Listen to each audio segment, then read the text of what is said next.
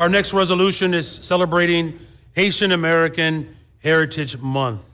Are there any alders that wish to speak to this resolution? The chair recognizes Alder Ramirez Rosa.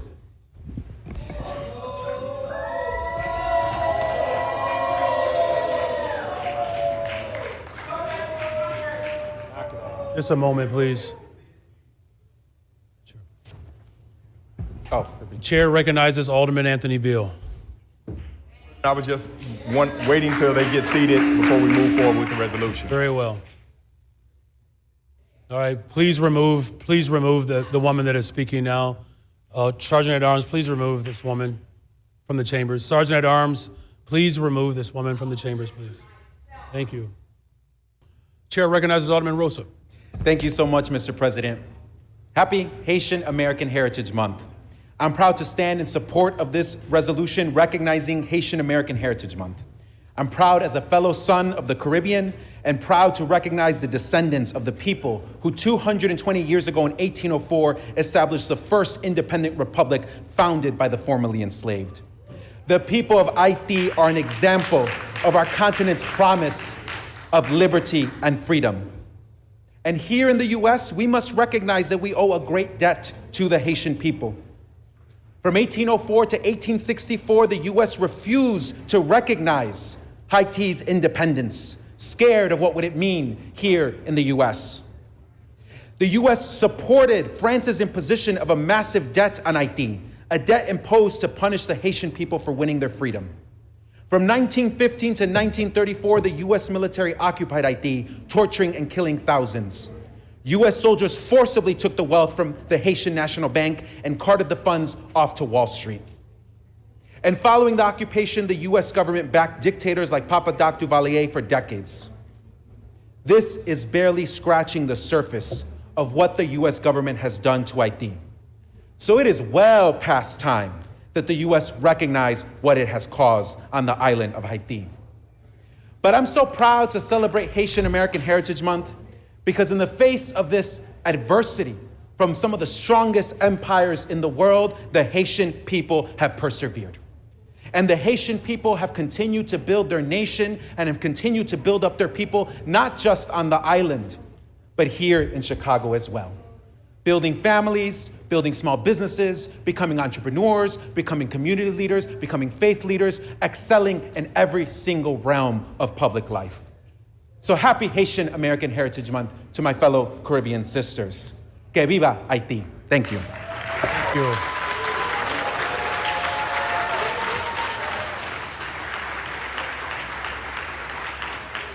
The chair recognizes Alderman Moore. Thank you, Mr. President. I definitely stand in support of this resolution. As we deal with and look into history, and you find out it's only a matter of where your particular boat landed, right? And but after learning that, we find out that, man, we got a group of people, instead of getting into America, they landed over in a French colony, right? But they were able to stand up and fight for their freedom, stand up and fight for their independence. And so as I studied, as I was dealing with the Jean Baptiste DuSable project, that's when I began to learn and study more about my Haiti family. And so the gifts of building, everything that we see in trades, nothing like the Haitian people. And they should be more than represented in our trades, more than represented in our city. But even more importantly, can we even be standing here in Chicago if it wasn't for a Haitian man by the name of Jean Baptiste Point DuSable?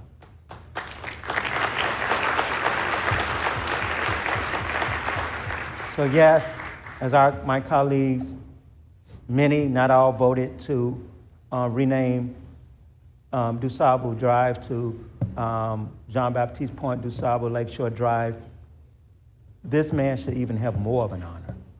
There's no reason why a statue shouldn't be somewhere. I know we're working on a park somewhere, but it's got to be more so that people can not only know him, but know the gifts and the works of the Haitian community.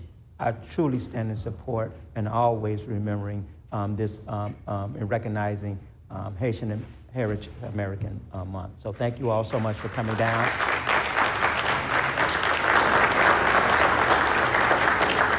And let's continue to work together so that those voices can be heard and policies can be put in place to make sure you're getting the resources that you need as you all come into the United States. Thank you so much.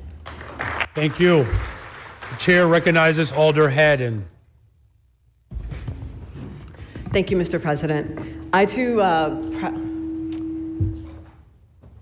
help me out, Mike, thank you.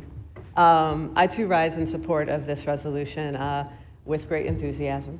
It's wonderful to see you all. Thank you for the time, the culture, the food, and the experience that you brought to City Hall earlier this week. My regrets that I won't be able to join the Daughters of Haiti at the celebration this weekend.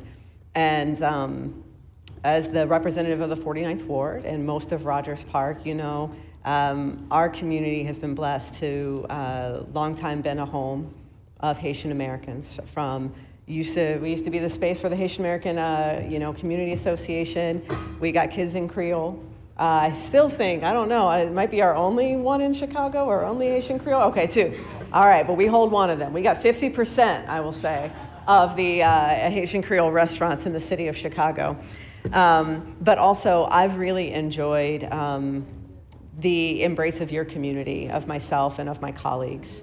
As children of the diaspora, I think often as Black Americans, we can feel isolated and disconnected. And I've enjoyed in this role, and even prior to, the Haitian American community's role in the city of Chicago in bringing together many of the children of the diaspora. I think that we have a lot to learn and celebrate and grow together. So really excited to stand in support of this resolution and to continue our partnership and friendship. Thank you. Thank you. Chair recognizes Alderman Walter Burnet. Thank you very much, Mr. President. I also stand in support of this resolution. Bonjour. I just want to thank the Haitian community. I've had a long relationship with you all in my position as alderman. At one time, I was the chairman of the Committee of Special Events and Cultural Affairs. And while being the chairman of that committee, we worked with Patrick Butis and many of the rest of you all to get the DuSable Bridge named, and also to put the statue up for DuSable right there on Michigan Avenue. And that was one of the proudest days of my life in doing so. But outside of that, you all have contributed so much to our society.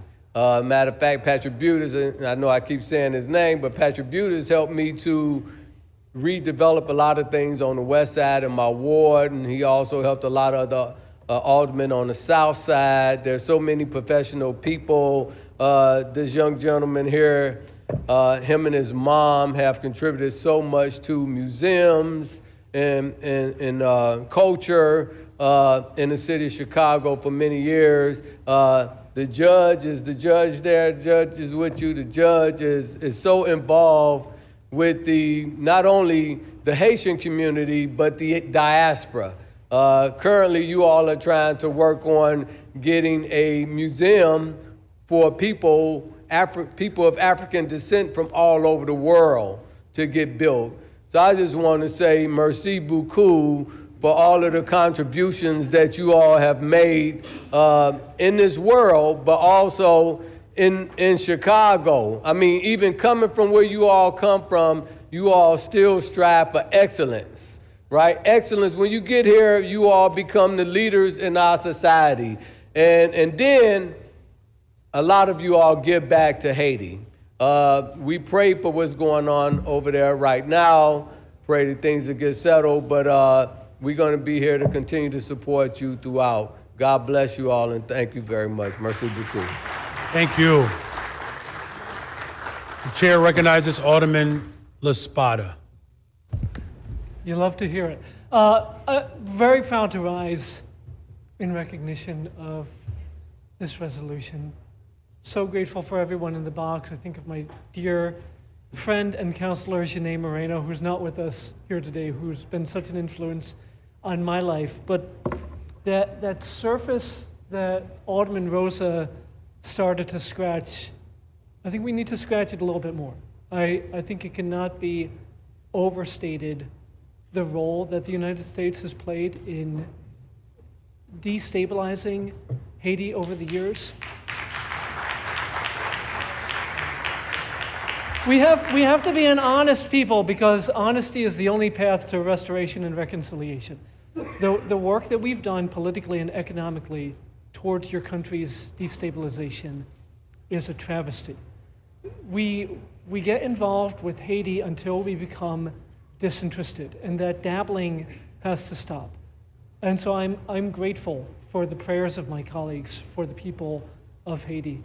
But the fact that right now Kenya is doing more for the stabilization and peace of Haiti than the United States is disgraceful to me. So I'm grateful for prayers, and I will be even more grateful when those prayers are accompanied by economic investment, infrastructure investment, investment in your country's stability and well-being, to the point that we are as grateful for those who have come to the United States as those who have been able to stay and make their country peaceful and whole and prosperous. And until that day and through that day, thank you for everything that you're bringing to the city of Chicago. Thank you, Mr. President. Thank you. The chair recognizes Alderman Robinson.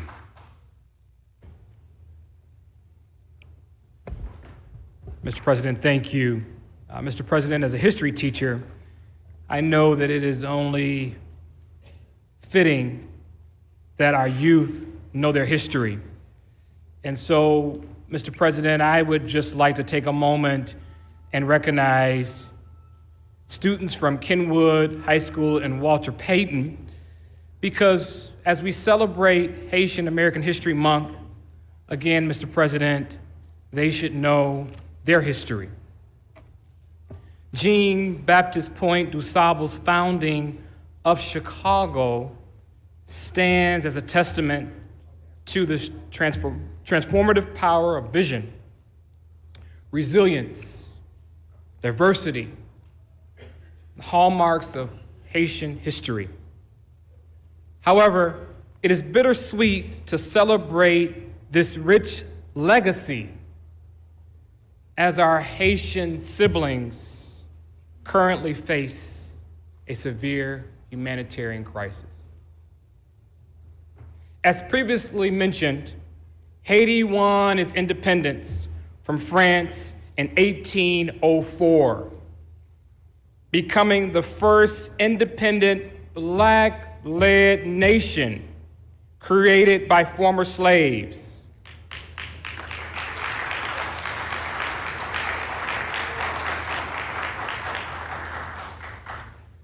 Who cast aside their chains and fought their oppressors for freedom. Haiti was also the first nation to permanently ban slavery, and the revolt of enslaved people in Haiti served as a powerful symbol of resilience and hope for Black communities globally. Despite gaining its independence, Haitians were forced to pay reparations for their oppressors and their descendants for the privilege of being free, a debt that took more than a century to repay. Haiti's independence and its struggle against injustice have served as a beacon of freedom and self-determination for Black people worldwide.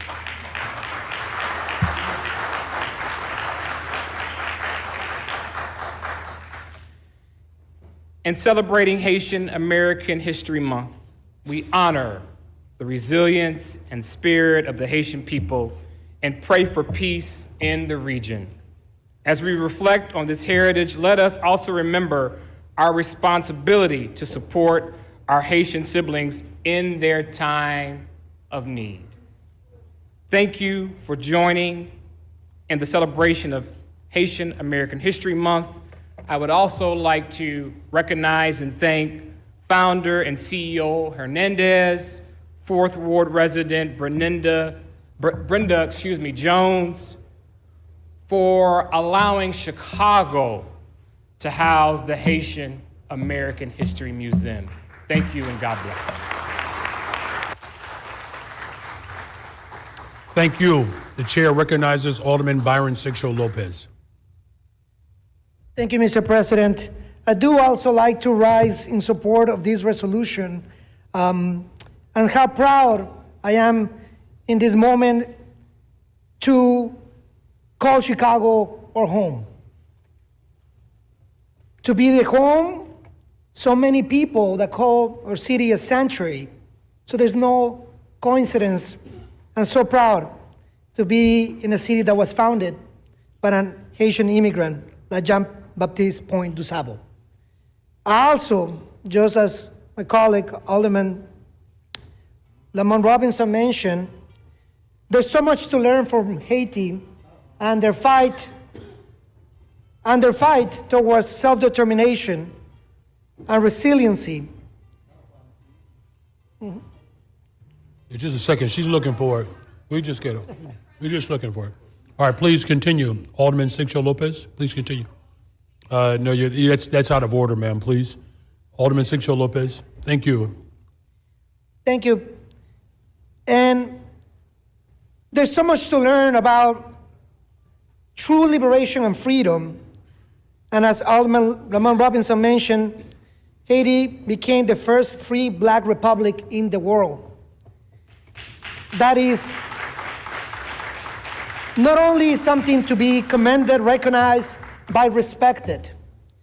So today, as we see the humanitarian crisis that is completely preventable, we call, of course, on all governments to make sure that we understand that cooperation and collaboration to build bridges will get us all to a better place, and never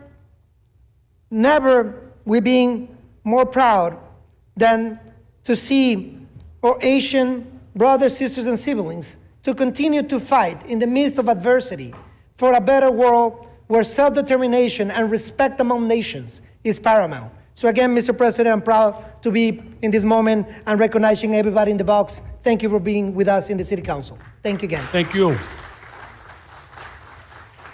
The chair recognizes Alderwoman Pat Dow. Thank you, Mr. President. I too rise to be associated with this resolution. I won't belabor the points that have been made here today about the rich history and heritage and culture of the Haitian community. But I would like to say that I'm learning a lot from this community, and I appreciate that.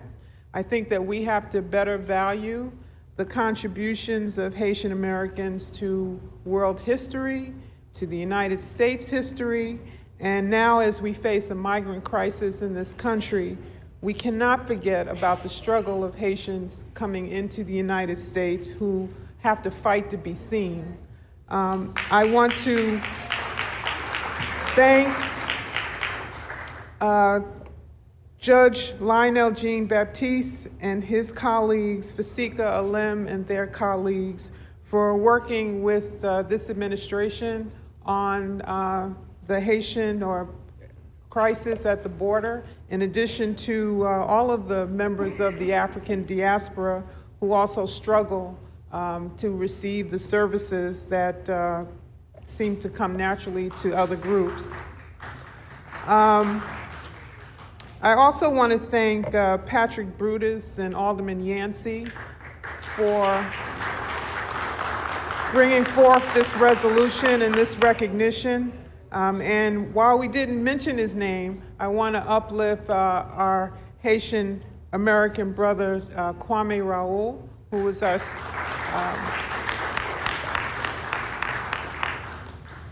state's Attorney General for the state of Illinois. How about that? So thank you, Mr. President, for bringing this resolution, and congratulations on the celebration of this day. Thank you. Thank you. The chair recognizes Alder Vasquez. Thank you very much, Mr. President. I would like to add not much to what my colleagues have added and spoken to.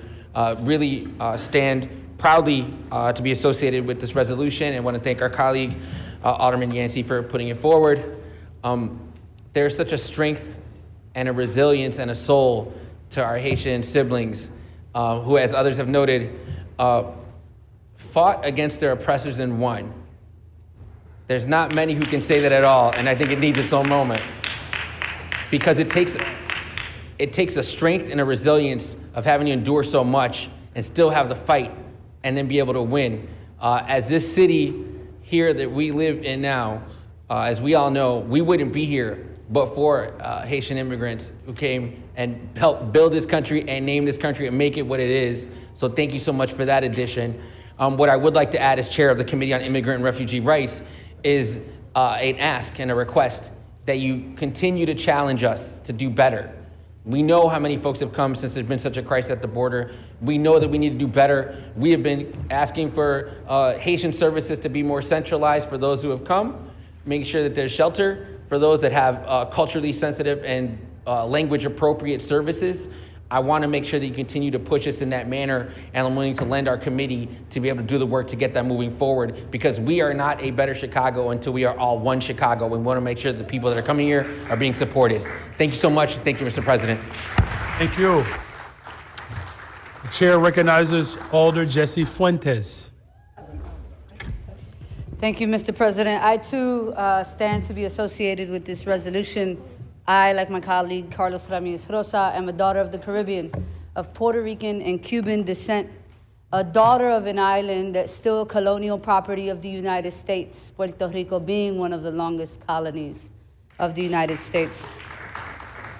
Haiti's ability to be resilient after a 13-year revolution to achieve its independence now celebrates 220 years of that independence.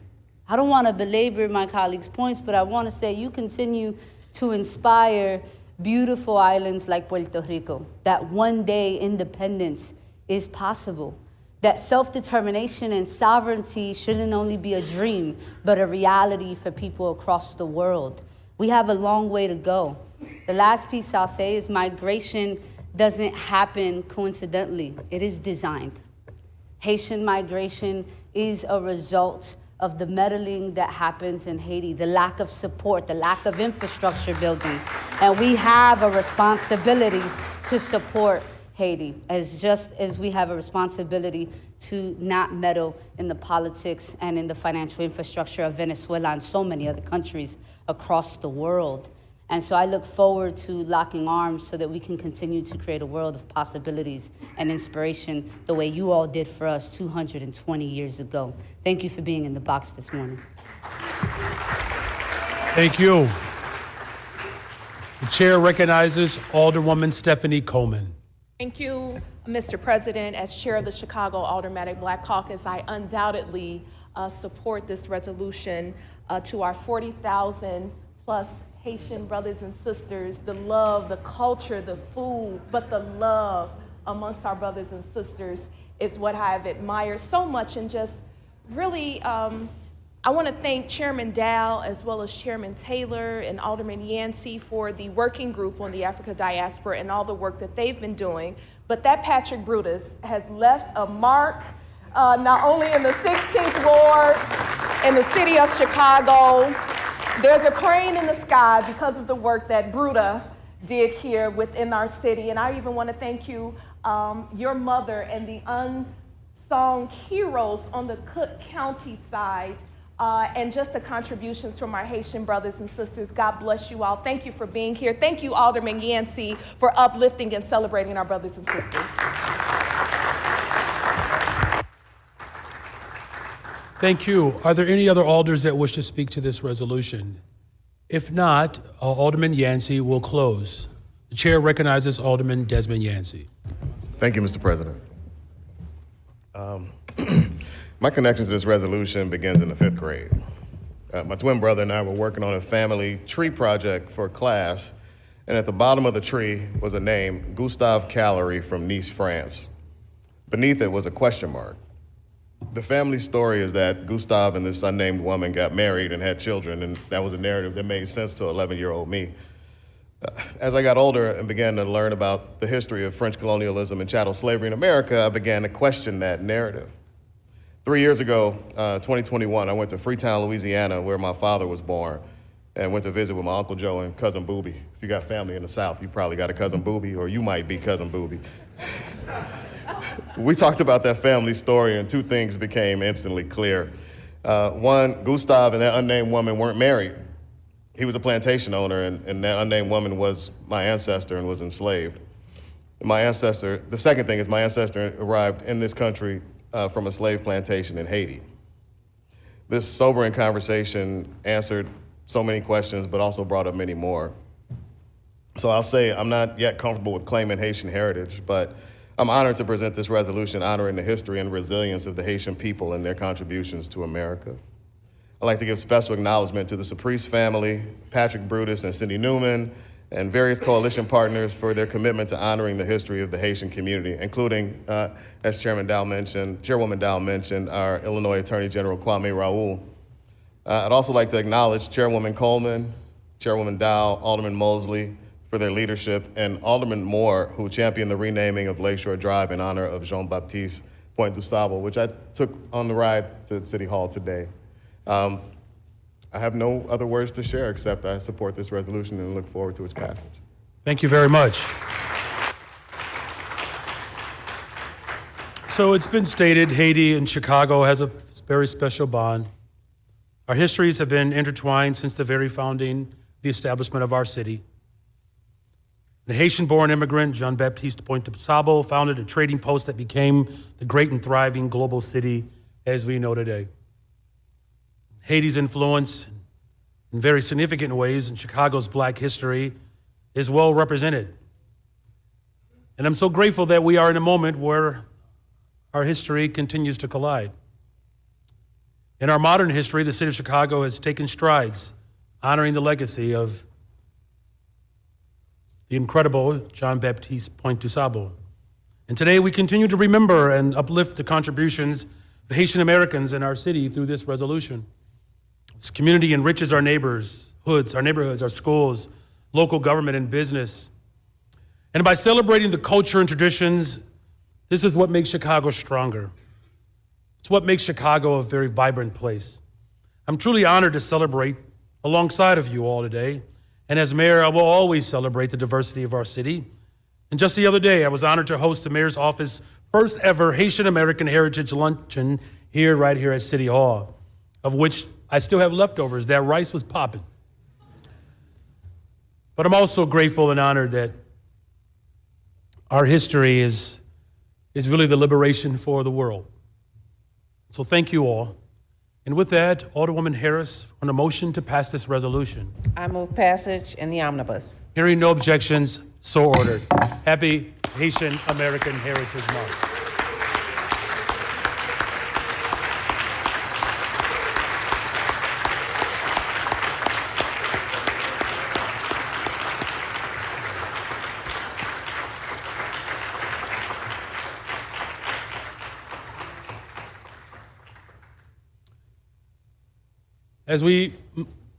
As our honored guests relocate for now and our other guests come in, there is one more resolution.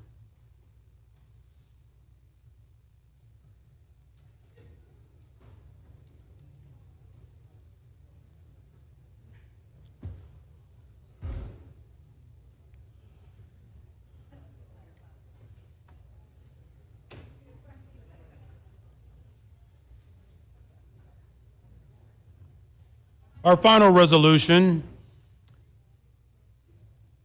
is celebrating Asian American and Pacific Islander Heritage Month.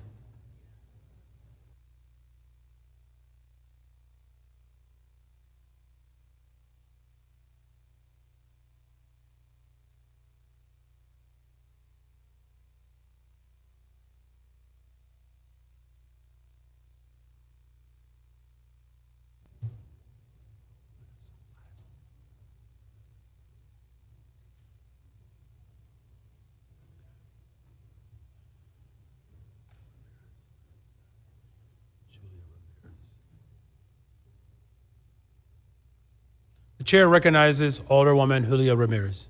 Awesome. Hello, good morning. Good morning. Good afternoon. Oh my goodness, good afternoon. I am honored to be sitting on a council with some history makers as we acknowledge Asian American Heritage Month. I want to acknowledge and show my deep respect for the first Filipina on the council, Alderwoman Mana Hoppenworth.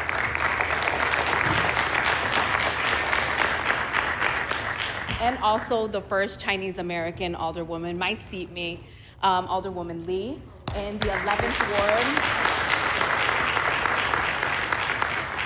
I also want to acknowledge that my state rep happens to be the first Chinese American elected to the General Assembly, Dr. Teresa Ma, as well, as many of you guys know. I stand here today as a ward, the 12th ward, that is ever changing.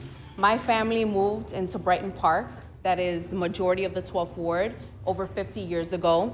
And at that time, it was majority Polish and Lithuanian. Yesterday, we held a community meeting, and we actually had a resident that had been there 60 years. Her first language was Polish. She knew a little bit of English. We had majority Spanish speakers, and we also had Cantonese speakers in that space. Prior, majority Polish, it has now grown to 70% Hispanic, and in the 12th ward, we are now 20% Asian American. We are the second largest Asian American ward in the city of Chicago. I don't take that lightly, and so I really wanted to acknowledge some folks that are in the box today. I wanted to acknowledge Paul Liu, who is the executive director of Castle. I want to thank you so much for all the work that you have done. Thank you. If you guys can give a round of applause to Paul. And I just want to share that with our new arrivals, Paul also stepped up to help feed many of our new residents in the 9th District Police Office. So thank you so much, Paul, for your deep commitment for new migrants who have been coming to the city of Chicago.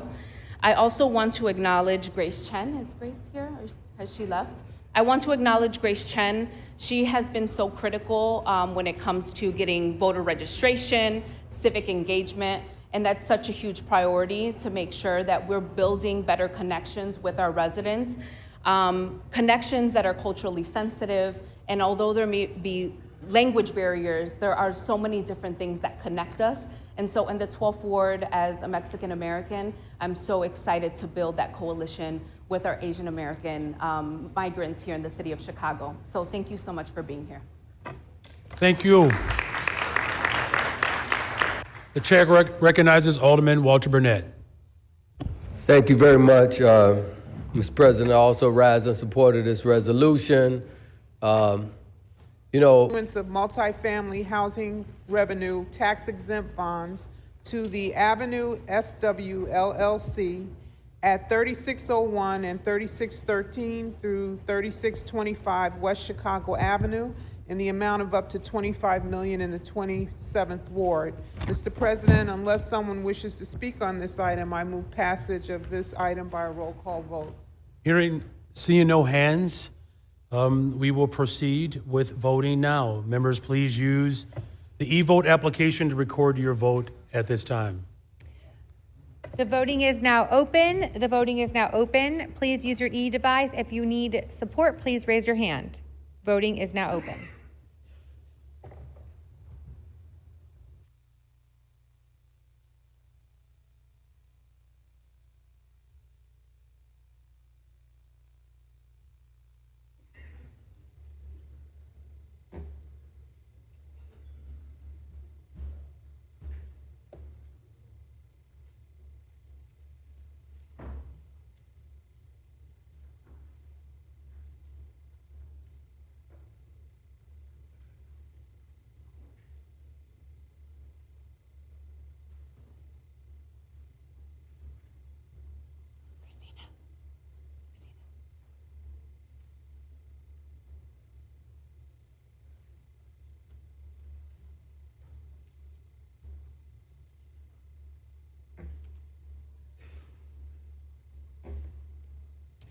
I will now take a voice vote. Those who have not voted.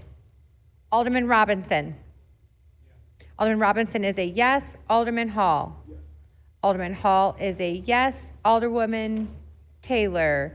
Yes. Alderwoman Taylor is a yes. Alderwoman Hadden. Hadden is not. Oh, sorry. Alderwoman Coleman. Alderwoman Coleman or Hadden, I don't see them. Okay. Voting is now closed.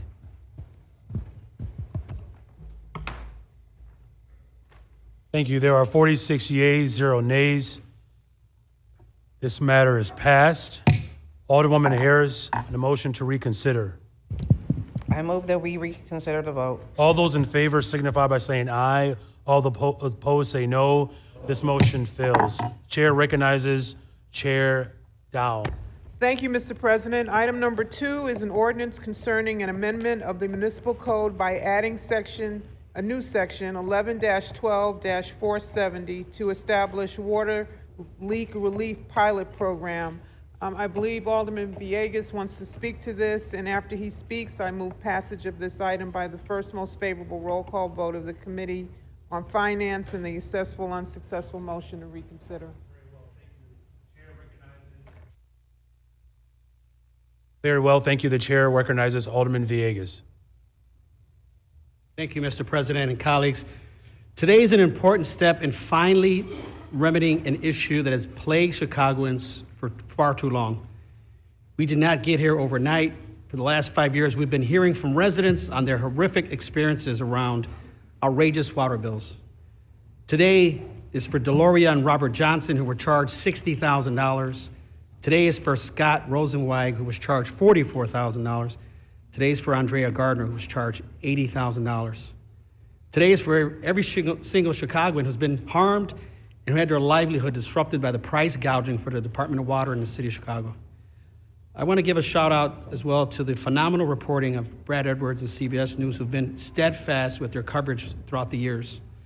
It's because of your reporting, and I was made aware of the issues that residents were facing, that's prompted my colleagues and I in City Council to take action.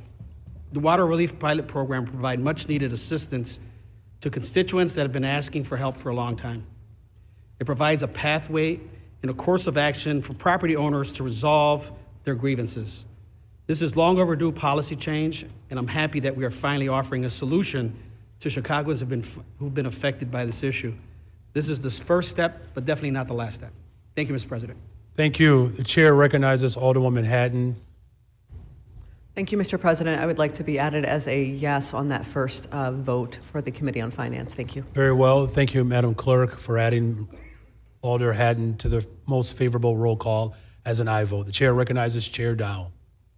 Thank you, Mr. President. Item number 3. Oh, we already moved for the motion, and I did not actually accept that. So there's a motion on the floor to accept and to pass this item along with the most favorable roll call, along with the subsequent motion to reconsider. All those in favor signify by saying aye. Aye. All right. Please continue. Item number 3 is an ordinance concerning the First Amendment to the Intergovernmental Agreement with the Chicago Park District for the provision of tax increment financing funds for Park 598 at 1514 North Larrabee Street in the 27th Ward in the amount of $1.25 million. I move passage of this item by the same motion. Hearing no objection, so ordered. Item number 4 is an ordinance concerning an amendment to the redevelopment agreement with NP Avenue O LLC for Commerce Park in the 10th Ward. I move passage of this item by the same motion with the exception of my vote, Mr. President. I wish to be recorded as voting no on this item. Despite the division, hearing no objection, so ordered. Item number 5 is an ordinance concerning a tax increment financing redevelopment agreement with North Lawndale Catalyst Initiative and North Lawndale Initiative Support, Inc.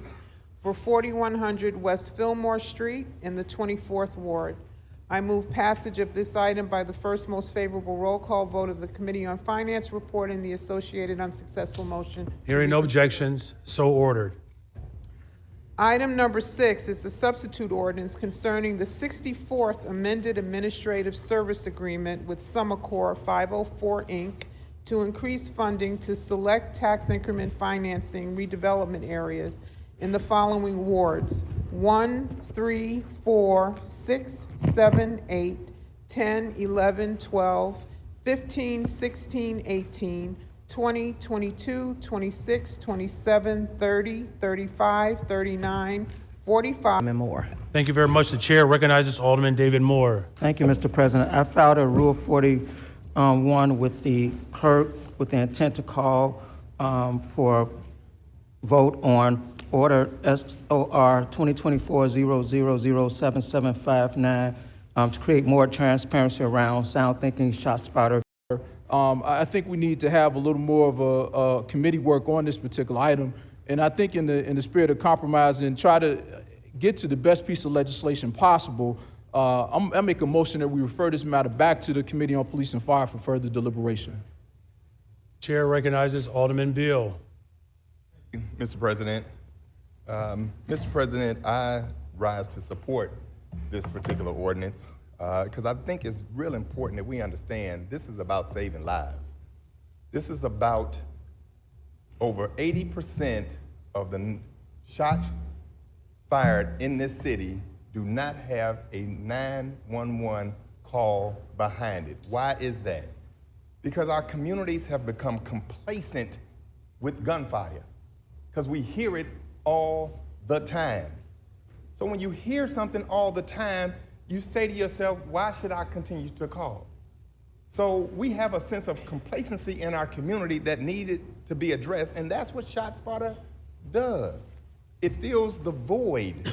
And let's not forget that many people have been shot and left for dead that could have potentially been saved if they had not got that ShotSpotter alert. So it's about saving lives. Now let's talk about the money for a minute. We're only talking about a few $1 million. Not to minimize it, any million is a lot, but we're talking about a few $1 million as a tool that our police superintendent says that we need. The former police superintendent of police, Eddie Johnson, say we need. So if we rely on the experts to tell us what to do, and that's what we do, we try to confirm experts to kind of guide us in this city because none of us are experts, but we try to put people in place that tell us what's best for that particular department. Now, we're already short over 2,000 police in this city, and you want to take away ShotSpotter. Every person that I've heard that testified that they want to get rid of ShotSpotter live in communities where ain't no shots being fired. That's a lie. Okay, Mr. President, are we going to kick them out like you kicked them other ones out? Not at this time. Please continue. Please, you all remain from refraining. Just simmer down, you all. Relax. Please continue, Alderman. So it's real important that we have the tools necessary to continue to fight the gun violence in our community. Don't take away this tool that we need. If it was good enough to extend through the convention to protect the conventioneers, it's good enough to protect the residents of this city every single day. Every single day. And so we have people who said, you know, we need more dialogue. Well, those are the same people that got the most shootings in this city. But we need more dialogue. We need ShotSpotter. We need technology like that to help our communities. And I just implore each and every one of you to get past the politics. Campaigning and governing is different. We're trying to govern. Sometimes you have campaign promises you just need to break for what's in the best interest of the entire city and not just a select few people who are dead set on canceling ShotSpotter. So, y'all, let's just do the right thing. We shouldn't even be talking about this when we're talking about having something in place that's going to save lives and going to get the police to those scenes within 10 feet of that shot being fired to get the police to go to that particular spot in a timely manner. Time is of the essence. Let's do the right thing and put politics aside and let's govern for the best interest of the people of this great city. I recommend everybody to pass this item. Thank you. The chair recognizes Alderman Lopez. Alderman Lopez. Good afternoon, Mr. President, Good members of afternoon. the City Council. Just as a quick point of order, what is the motion on the table? Motion on the floor is to refer this item, re-refer it. And I move to lay that motion on the table. The-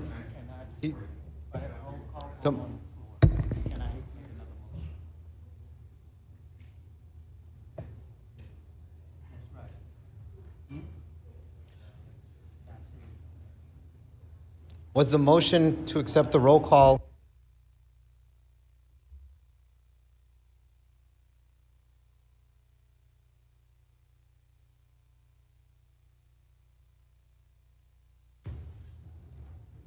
Okay, so there's a motion on the floor to lay Alderman Irvin's motion to re-refer. Hold on, Mr. Just let me finish, okay? I All right, let me finish.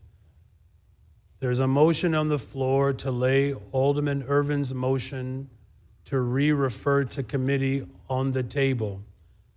So if you vote in favor of Alderman Lopez's motion to lay Alderman Irvin's motion to re-refer on the table, you wish then obviously not to consider to refer this item back. If you vote no, you wish to proceed with the conversation to refer this item to committee. Okay, is everybody clear? And there is a roll call vote that's being requested. Just relax here. Just hold on a second. Chair recognizes Alderman Beal. Thank you, Mr. President. Mr. President, point of clarification. This is a Rule 41 to discharge from committee. This is not a committee report. You cannot re-refer something back to committee out of a Rule 41. Our rules state Rule 41 has to be acted upon and it has to be voted when it is discharged from the committee. Therefore, that motion to send back to committee is out of order. Therefore, the rule to lay on the table is null and void because you cannot send that item back to committee because it has to be voted on. Chair recognizes Alderman Irvin. Thank you, Mr. President. The item that was being discussed was deferred and published. It was never not discharged. So again, this is a different item. If under your circumstances, that may be the case, but what your facts that you're stating are incorrect. This item was DNP'd and is not subject to what you're speaking to, so it can be referred back to committee or be referred to wherever it is going to go to.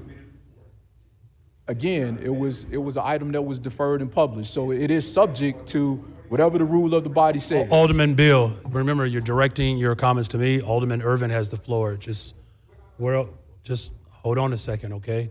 Alderman Irvin, are you finished with your? Yes, sir. Okay.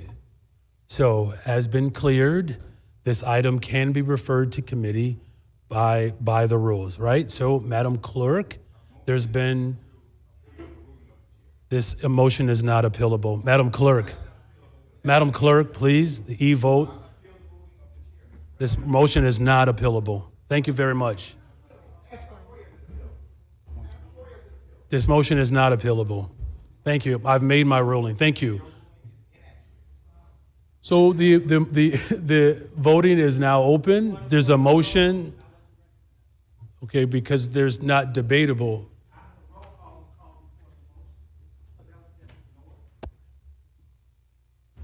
So once the motion to table the motion that was initially on the floor is no longer debatable.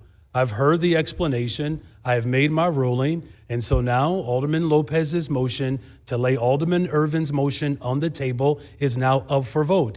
If you vote yes on Alderman Lopez's motion to lay Alderman Irvin's motion on the table, it means you obviously wish to not have the conversation or the vote to refer it to committee. If you vote no on Alderman Lopez's motion, then you wish to proceed with the original motion to refer this item to committee.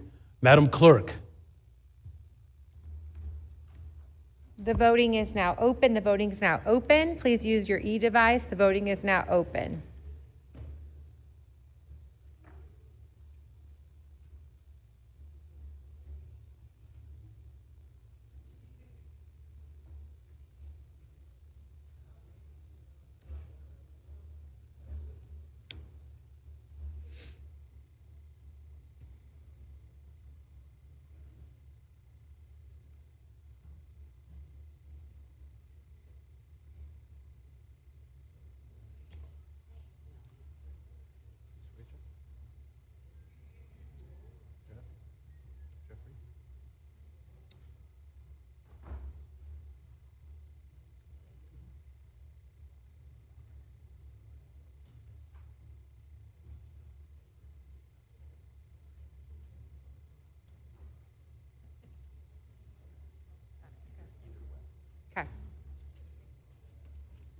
I will now call on those that have not used their e-device to vote by a voice vote. Alderman Robinson. Alderman Robinson is a no. Alderman David Moore. Alderman David Moore is a yes. Alderwoman Taylor. No. Alderwoman Taylor is a no. Alderman Vasquez. Not present. Oh, wait, who just came in? Alderman Vasquez is a no, okay. Okay, voting is now closed. Vasquez, he's not. I do not see him on the floor. Okay, voting is now closed.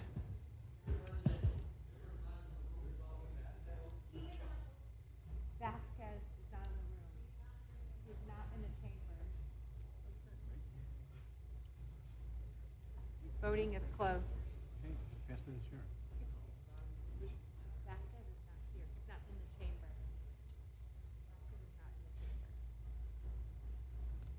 Okay, so obviously this motion fails, 24 to 23. All right, so we proceed with the vote or the motion to refer this item to committee with the debate. Are there any other individuals that wish to speak to Alderman Irvin's motion to refer? Chair recognizes Alderwoman Scott. I am so disappointed in so many of you. I am disappointed. I had another mass shooting. I have to leave here and go to an operation for another mass shooting. This is the 4th mass shooting that I've had since being an alderwoman. So I thank all of you.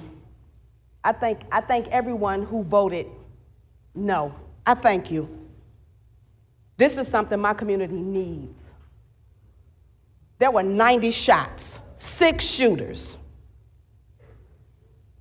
90 shots, 6 shooters. Not one person called the police. So this is safe for the DNC, but not for my constituents. As Alderman Jeanette would say, I digress. The chair recognizes, thank you, the chair recognizes Alderman Esposto. Thank you, Mr. President. I know some of my colleagues mentioned about the police being able to respond, but we forgot another important group of people, first responders, that save lives, and that's paramedics, that's firemen that respond to somebody that's down and bleeding out and suffering. And a lot of times, fire department will get there before the police. So that's also an important thing. So let's not just forget about the police. It also helps the fire department when dispatchers dispatch the fire department to send an ambulance out or an engine or a truck. That would also save lives. So I just want to bring that all up to you too. So some of these communities, like you heard my colleague from the 24th Ward say, they need help. Maybe my community doesn't need as much help, but I still support my colleague from the 24th Ward and want to do everything I could do to help my friends on the west side or the south side.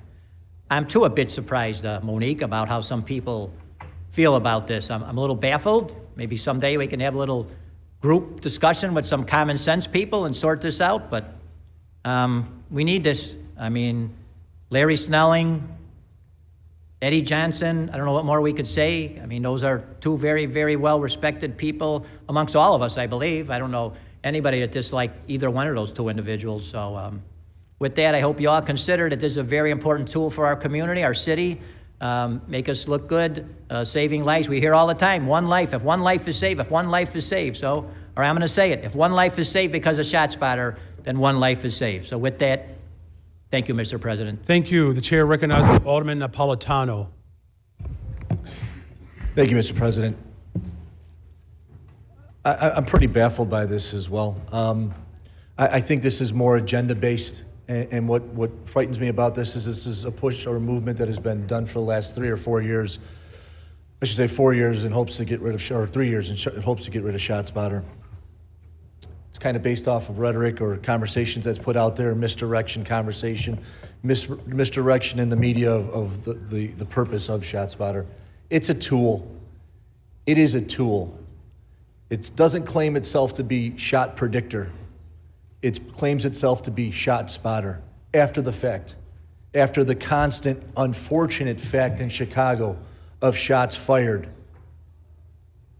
More here than pretty much anywhere else in the country, if not in other countries that are war-torn.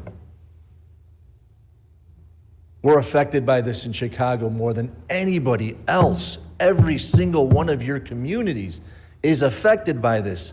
And every single one of your communities is affected by there's no police service anymore because we demonize the police down here, so nobody's taking the job. 2,200, I think, is a soft number that we're missing. I think it's closer to 3,000, if not more.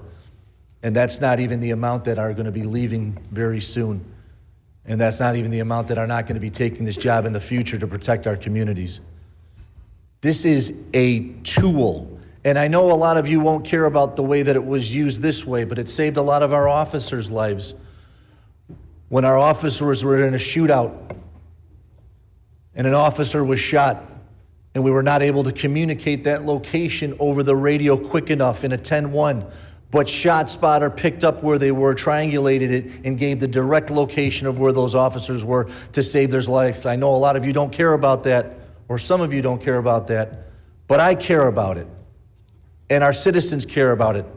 And if it wasn't the police there, it was going to be the 25,000 people shot in this city in the last 5 years. Giving a tool to get to them and save them. And like my colleague said, for our paramedics, our street doctors to get there to save them. Because we're not bringing more police here, and we're not securing the city anymore. And we're not making it a welcome city, not just for the illegal migrants, but making it a welcome city for the people that live here right now. And you take police from my ward and send them somewhere else to patrol because we don't have enough police and we're eliminating tools. So when are we going to be on the right side of this? And until you come up with an alternative, instead of paying somebody, a caseworker, to go knock on doors and hopefully put down the guns and stop shooting each other, until that day comes that we're going to start utilizing tools and start backing our police officers and saving some citizens' lives in this city. Because every weekend, 43 last weekend, summer hasn't even started. You know what a lot of you are planning to do during the DNC and how it's going to get really bad in this city, and I'm going to lose more police officers in my ward. I don't have ShotSpotter in my neighborhood, but God, do I praise it in everyone else's neighborhood where it works and where it helps you. Drop your agenda, drop your movement of why you're here, and just start worrying about the people that are killed in this city or the people that are shot. And give us a resource and a tool. Until you come up with another way to do this, keep this tool going until we figure out something else. You don't have to steal that money to put it somewhere else right now. You don't have to. Put it towards lives. Put it towards the right thing for the first time down here. Thank you, Mr. President. Thank you. And again, just for point of information, this is a debate on whether or not this item should be referred to committee. And I do believe that everyone in here actually cares about this city, particularly those who are victims of gun violence. Chair recognizes Alderman Lopez.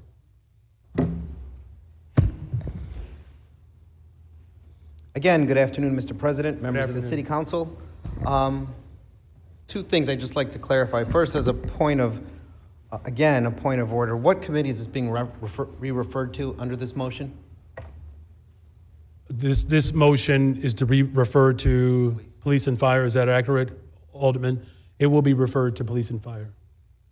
So the motion on the table is to re-refer to the committee that already passed it out, correct? Yes, okay. I just want to make sure that we're clear on all of this to understand when we're talking about discussions and debates that we had this debate in the committee that we're sending it back to have another debate on it. Two, before I get to the merits of the motion, there's something else that we need to discuss, and I'm really getting tired of it, and it's the illegal manipulation of our rules. This little book, you all got it, right?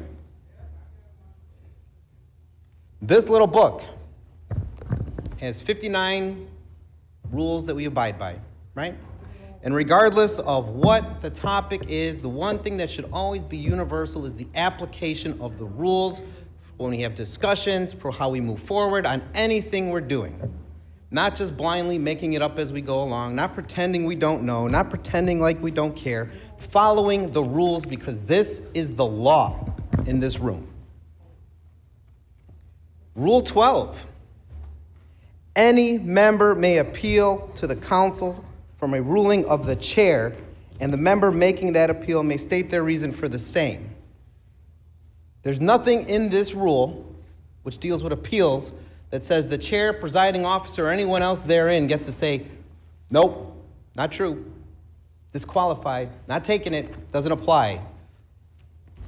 Anything that comes off the chair can be appealed by this body, by anyone here who disagrees and makes the case to the members.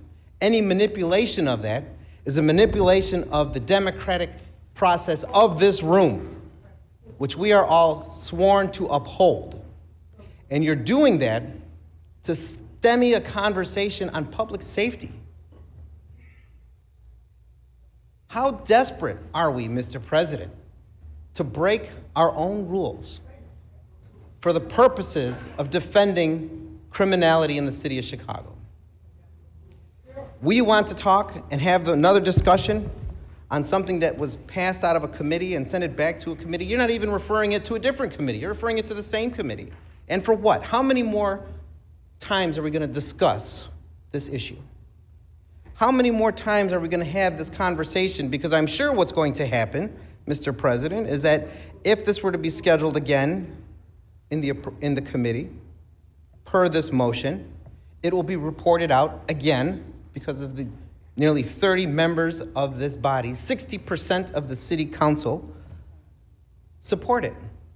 And what are we going to do again? Come back to this book and say, oh, no, we've got another parliamentary maneuver to pull on you because we're going to do that in a month and we're going to push it off again, and then we're off for August, and then we have budget in September, and before we know it, it'll be 2025 and we won't be having a conversation. The DNC will be long packed, the bill will be paid, and the polls will be coming down because we wanted to deflect from having this conversation on how we keep our communities safe. We could talk till we're blue in the face, Mr. President, and every opportunity has been had to discuss this with my colleague, to discuss it with all of us. Individuals were running around this room today saying, oh, let's hold off, let's have a substitute, let's continue a conversation. Okay, what's the substitute look like? Well, it's a blank piece of paper right now, we'll get back to you. That is not how you have a conversation.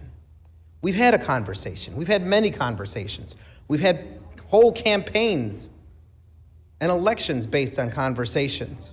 And what we still don't talk about is what is so infuriating, especially for those who need a reminder. This is technology. For all of the gaslighting attempts, technology does what it's created to do. And this is created to detect sound, particularly a gunshot. This technology brought our police to Ariana Preston. Do we remember her? Police officer killed going home. Do we remember her? I know I was at her funeral. I remember her. Luis Huesca, not a month ago. Do you remember him?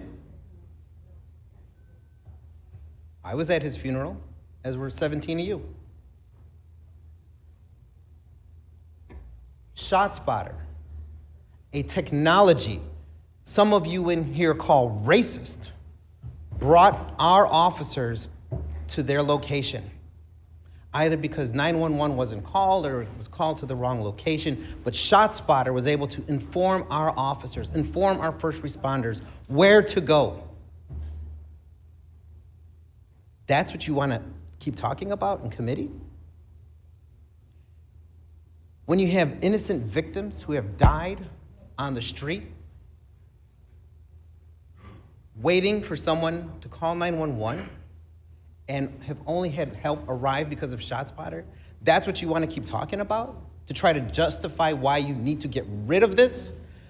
There are individuals in this room where we've gone to memorials for victims who were lying shot dead on the street for an hour. Died because no one ever showed up, because there was no ShotSpotter in their community. That's what we're going to keep talking about? 260,000 bullets rained on the streets of the city of Chicago last year. That's how much evidence has been collected because of the technology that nobody wants anymore.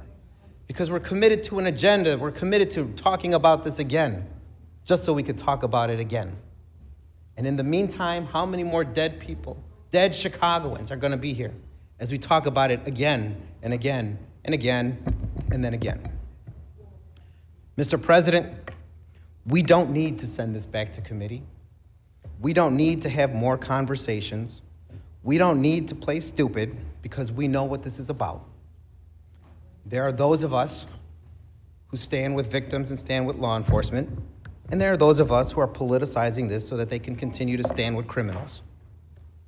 It's an abomination, and I urge all my colleagues to vote against this referral so we could get back to the original motion asked by the sponsor for an immediate roll call on this item. Thank you. Thank you. The chair recognizes Alderwoman Tabarez.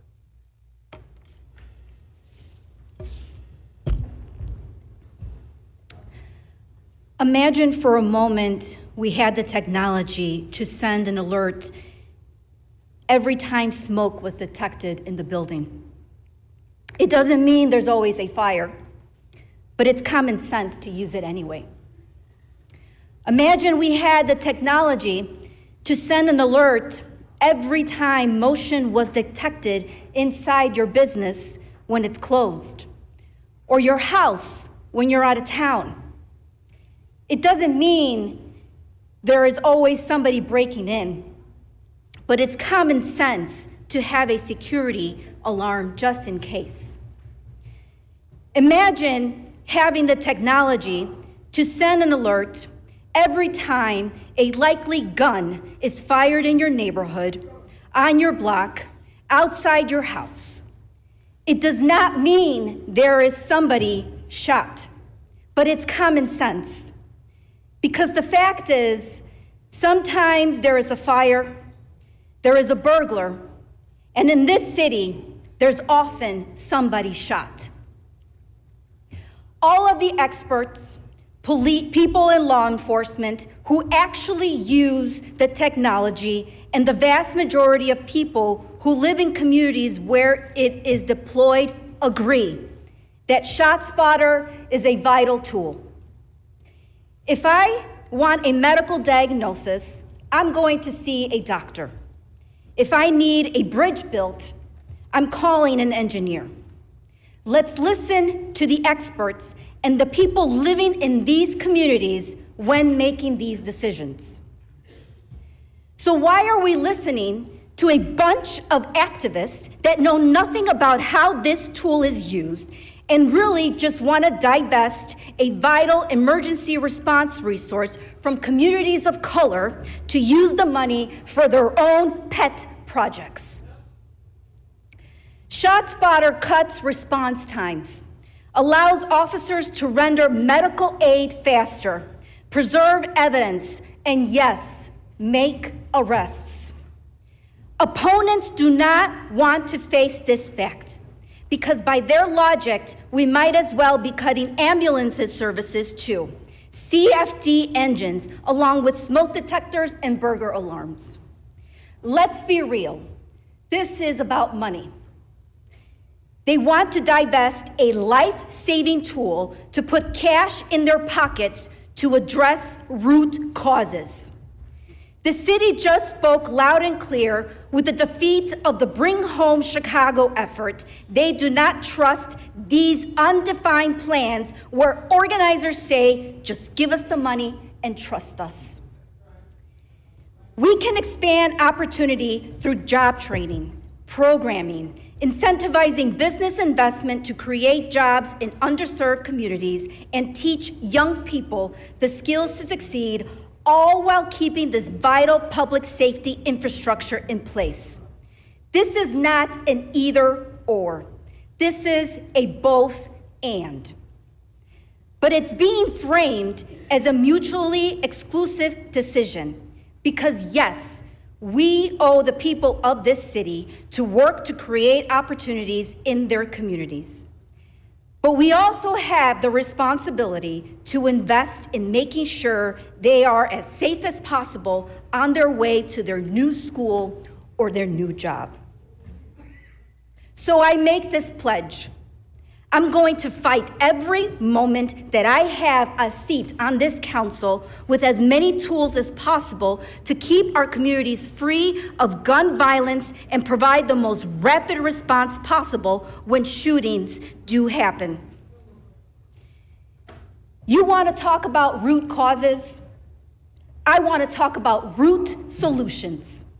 Getting guns and those who use them off the street and saving lives when a person is shot should be our priority.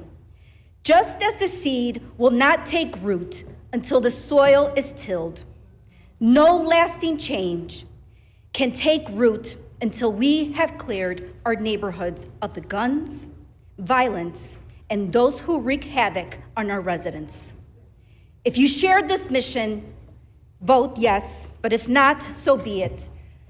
But don't look at the next victim's family in the face and say you did all you could to keep their loved ones safe and alive.